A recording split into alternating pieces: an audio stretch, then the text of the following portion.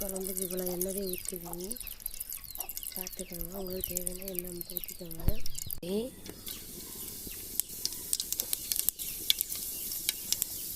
அடுத்து வெந்தயம் போட்டுக்கிறேன். சரியா, ரெண்டுமே பொன் நேரம் ஆகணும். ஆயிடுச்சு. இப்போ நான் வெட்டி வச்சிருந்த வெங்காயம் தக்காளியை போட்டுக்கிறேன்.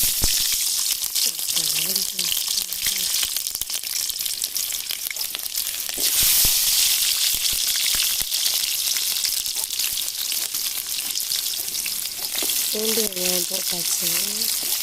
இதை வதக்குவோம். இந்த இலை வச்சுட்ருக்கேன் சாப்பாட்டுக்கு கொதிக்கிறாங்க. ஒரு நேரம் ஆட்டுவேன்.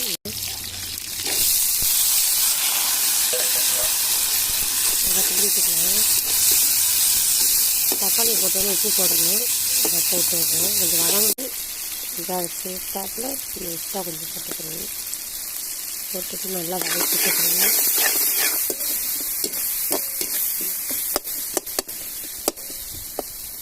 இப்போ தேவையான உப்பு போட்டிருக்கேன். பார்த்துக்கோங்க. இதில் உப்பு போட்டுருக்கு. தேவையான பாத்திரத்துக்கு போட்டுக்கலாம். வீட்டுக்கு போட்டுக்கலாம்.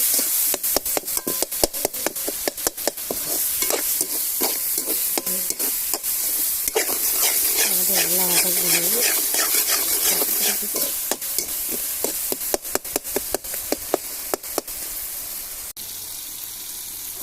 இப்போ தேவையான அளவு மிளகாத்தூள் அடிக்கலாம்.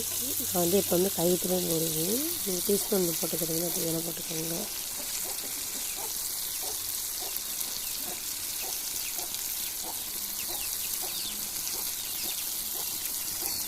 இப்போ மல்லித்தூள் சேர்த்துக்கலாம். மல்லித்தூள் நான் கொஞ்சம் சேர்ப்பேன்.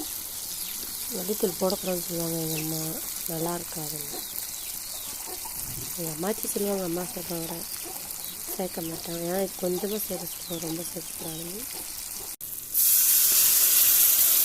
புளிதண்ணி ஊற்றிட்டு ஊற்றுறோன்னா கொஞ்சமாக கலக்கி விட்டுக்கணும்.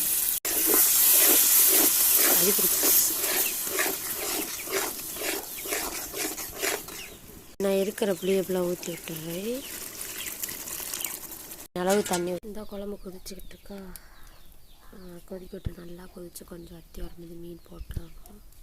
மீன் அள்ளி போட்டுடலாம். குழம்பு கொதிச்சிருச்சு. மீன் அள்ளி போட்டுடலாம்.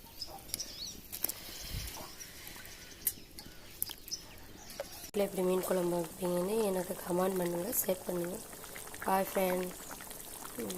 பாருங்கள் மீன் குழம்பு.